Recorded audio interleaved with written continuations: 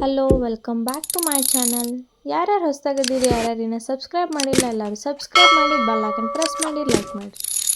ನಾನಿವತ್ತು ಮಂಗಳೂರು ಬನ್ಸ್ ಮಾಡಿದ್ದೆ, ಅದನ್ನೇ ಹೆಂಗೆ ಮಾಡಿದೆ ಅನ್ನೋದು ನಿಮ್ಮ ಜೊತೆ ಶೇರ್ ಮಾಡ್ತೀನಿ. ನಾನಿವತ್ತು 2 ಬಾಳೆಹಣ್ಣು ತೊಗೊಂಡು ಪೀಲ್ ಆಫ್ ಮಾಡಿ ಗ್ರೈಂಡರಿಗೆ ಹಾಕೀನಿ. ಈಗ ಮೊಸರು ಹಾಕ್ತೀನಿ. ನಾನು ಮೊಸರು ಹಾಕಿ 4ರಿಂದ 4.25 ಸ್ಪೂನ್ ಸಕ್ಕರೆ ಹಾಕೋತೀನಿ. ನಾನು ಅದನ್ನ ಆದ್ಮ್ಯಾಗ ಗ್ರೈಂಡ್ ಮಾಡ್ಕೊಂಡು ಅದನ್ನು ಒಂದು ಬೋಗಣಿಗೆ ಹಾಕೋತೀನಿ. ಈಗ ಅದಕ್ಕೆ ಸೋಡಾ ಹಾಕ್ತೀನಿ, 1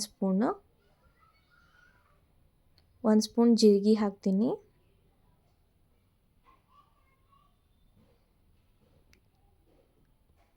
ಉಪ್ಪು ಎಷ್ಟು ಬೇಕೋ ಅಷ್ಟೇ ಹಾಕ್ರಿ, ಭಾಳ ಹಾಕಬೇಡ್ರಿ. ಒಂದು ಸ್ವಲ್ಪ ಉಪ್ಪು ಹಾಕ್ಕೋತೀನಿ ನಾನೀಗ.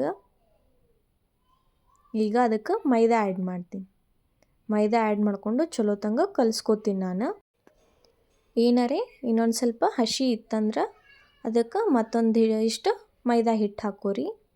ಅದನ್ನು ಮತ್ತೆ ಕಲಿಸ್ರಿ. ಚಲೋ ತಂಗ ಕಲಿಸ್ಕೊಂಡು ಈ ಥರ ಸ್ಟ್ರಕ್ಚರ್ ಆಗಬೇಕು. ಅದ್ರದ್ದು ನೀವು ಕಲಿಸ್ತಿರಲ್ಲ ಅದನ್ನೇ ಈ ಥರ ಆಗಬೇಕು. ಅದಕ್ಕೆ ಆಯಿಲ್ ಹಚ್ಚಿ ಸೈಡಿಗೆ ಇಡ್ರಿ. ಒಂದು ಓವರ್ನೈಟ್ ಇಡಬೇಕು, ಇಲ್ಲ ಮಿನಿಮಮ್ 8 ತಾಸಂತರೂ ಇಡಬೇಕು ನೀವು. ಈಗ ನೋಡಿರಿ, ನಾವು ಓವರ್ನೈಟ್ ಇಟ್ಟಿದ್ದೆ, ಮುಂಜಾನೆ ತೆಗೆದು ಅದನ್ನು ನೆಲದ ಮ್ಯಾಗ ಹಾಕಿ ಅಲ್ಲೇ ನಾನು ಕಲಿಸ್ಕೋತೀನಿ. ಕಲಿಸ್ಕೊಂಡು ಈಗ ಅದಕ್ಕೆ ಮೈದಾ ಮತ್ತೊಮ್ಮೆ ಡಸ್ಟಿಂಗ್ ಮಾಡಿ ಅದನ್ನು